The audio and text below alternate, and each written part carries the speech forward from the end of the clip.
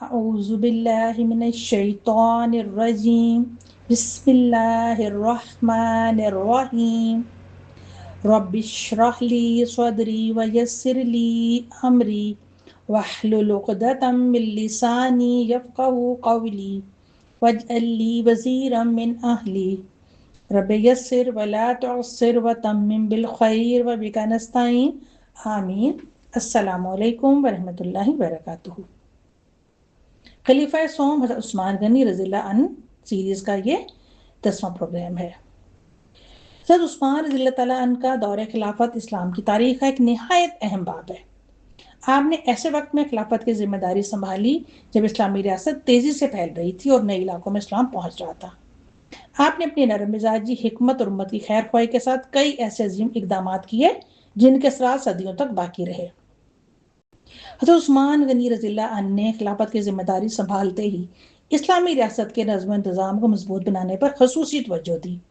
آپ ایسے وقت میں خلیفہ بنے جب اسلامی سلطنت بہت وسیع ہو چکی تھی اور مختلف علاقوں میں نئے مسائل سامنے آ رہے تھے۔ اس لیے آپ نے کوشش کی کہ حکومت کا نظام مضبوط، منظم اور عدل و انصاف پر قائم رہے۔ آپ نے مختلف علاقوں میں مقرر گورنروں کے معاملات پر نظر رکھی اور انہیں ہدایت دی کہ وہ عوام کے ساتھ نرمی، انصاف اور خیر خواہی کا معاملہ کریں۔ آپ کا مقصد یہ تھا کہ اسلامی ریاست کے ہر حصے میں امن و امان قائم رہے اور لوگوں کے حقوق محفوظ رہیں۔ آپ کا انداز حکمرانی بہت نرم اور رحمت والا تھا۔ آپ تکبر اور سختی کی بجائے محبت، حکمت اور مشاورت کو اہمیت دیتے تھے۔ بڑے فیصلوں میں آپ صحابہ کرام رضی اللہ عنہم سے مشورے کرتے اور امت کے اجتماعی فائدے کو سامنے رکھتے تھے۔ آپ کی خلافت ہمیں یہ سبق دیتی ہے کہ ایک اچھا حکمران وہ ہوتا ہے جو اقتدار کو اللہ کی امانت سمجھے اور لوگوں کی بھلائی کو اپنی ذمہ داری قرار دے۔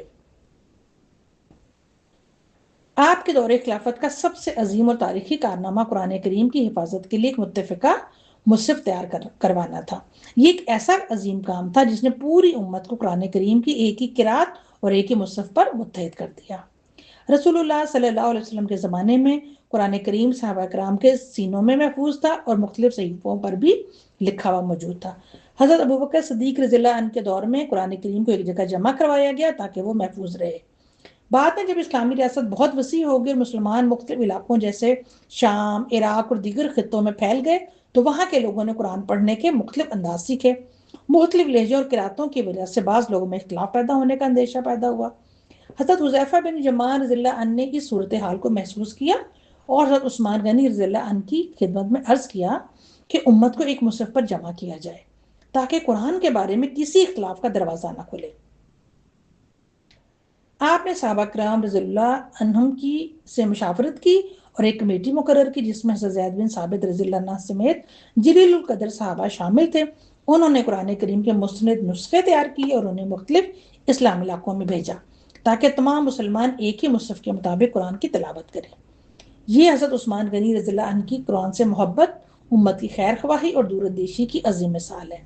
آج پوری دنیا کے مسلمان جس مصحف کی تلاوت کرتے ہیں وہ اس کی حفاظت اور یکسانیت میں حضرت عثمان رضی اللہ تعالیٰ عنہ کی اس عظیم خدمت کا بہت بڑا کردار ہے۔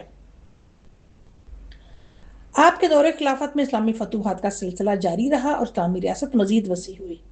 آپ کے زمانے میں مسلمانوں نے نہ صرف اپنے موجودہ سرحدوں کی حفاظت کی بلکہ نئے علاقوں تک بھی اسلام کا پیغام پہنچایا۔ آپ نے اسلامی لشکروں کی تنظیم اور نظم و ضبط کو برقرار رکھا تاکہ مسلمان متحد ہو کر بیرونی خطرات کا مقابلہ کر سکیں۔ آپ کے دور میں مختلف علاقوں میں اسلامی حکومت مضبوط ہوئی اور مسلمانوں کو امن و استحکام حاصل ہوا۔ آپ کا مقصد صرف علاقے فتح کرنا نہیں تھا بلکہ اسلام کی تعلیمات، عدل و انصاف اور امن کا پیغام لوگوں تک پہنچانا تھا۔ اسی لیے فتوحات کے ساتھ ساتھ انتظامی نظام کو بھی مضبوط رکھا گیا۔ آپ جنگی معاملات میں حکمت، صبر اور احتیاط کو اختیار کرتے تھے اور ہمیشہ یہ چاہتے تھے کہ مسلمانوں کی طاقت اتحاد کے ساتھ قائم رہے۔ آپ کی قیادت میں اسلامی ریاست نے ترقی اور وسعت کا سفر جاری رکھا۔ حضرت عثمان رضی اللہ عنہ کے دور خلافت میں مسلمانوں نے بحری طاقت کی طرف بھی توجہ دی۔ آپ کے عہد میں اسلامی لشکر نے سمندری ریاستوں کی حفاظت اور بحری مہمات کا آغاز کیا۔ یہ اسلامی تاریخ میں ایک اہم پیش رفت تھی جس نے بعد کے ادوار میں مسلمانوں کی بحری قوت کو مضبوط کیا۔ آپ نے بیت المال کے نظام کو قائم رکھا اور مسلمانوں کی ضروریات کا خیال رکھا۔ آپ بہت سخی اور فیاض تھے، خلافت سے پہلے بھی اور اسلام کی خدمت میں اپنا مال خرچ کرتے تھے، اور خلافت کے دوران بھی امت کی بھلائی کو ترجیح دیتے رہے۔ آپ کی زندگی ہمیں یہ سبق دیتی ہے کہ اقتدار ایک امانت ہے اور اسے اللہ کی رضا کے لیے استعمال کرنا چاہیے۔ پھر عثمان غنی رضی اللہ عنہ نے اپنے دور خلافت میں مسلمانوں کی بڑھتی ہوئی تعداد اور ضروریات کو دیکھتے ہوئے مسجد نبوی کی توسیع کا عظیم کام انجام دیا۔ جیسے جیسے اسلامی ریاست پھیل رہی تھی اور دور دور سے مسلمان مدینہ منورہ آ رہے تھے، مسجد نبوی صلی اللہ علیہ وسلم میں نمازیوں کی تعداد بھی بڑھتی جا رہی تھی، اس لیے مزید جگہ کی ضرورت محسوس ہوئی۔ آپ نے مسجد نبوی کی وسعت اور بہتری کے لیے خصوصی اہتمام کیا تاکہ زیادہ سے زیادہ مسلمان آسانی کے ساتھ عبادت کر سکیں اور دینی تعلیمات حاصل کر سکیں۔ یہ کام صرف ایک تعمیراتی منصوبہ نہیں تھا، بلکہ اس بات کی علامت تھا کہ حضرت عثمان غنی رضی اللہ تعالیٰ عنہ دین کے مراکز، عبادت گاہوں اور مسلمانوں کی اجتماعی ضروریات کو کتنی اہمیت دیتے تھے۔ آپ کی زندگی ہمیں یہ سبق دیتی ہے کہ اللہ کے گھروں کی خدمت، دین کی حفاظت اور امت کی آسانی کے لیے کوشش کرنا بہت بڑی سعادت ہے۔ حضرت عثمان غنی رضی اللہ عنہ کے دور خلافت کے اقدامات ہمیں یہ دکھاتے ہیں کہ آپ ایک عظیم، منتظم، قرآن سے محبت کرنے والے اور امت کی خیر خواہی رکھنے والے خلیفہ تھے۔ آپ نے اپنی پوری زندگی اسلام کی خدمت، مسلمانوں کے اتحاد اور دین کی حفاظت کے لیے وقف کر دی۔ اگلی قسط میں ہم عثمان غنی رضی اللہ عنہ کی دور خلافت کے آخری حالات اور شہادت عثمان کے عظیم واقعے کا مطالعہ کریں گے۔ آپ کو ہماری ویڈیو پسند آئے تو اسے لائک اور شیئر ضرور کیجیے گا۔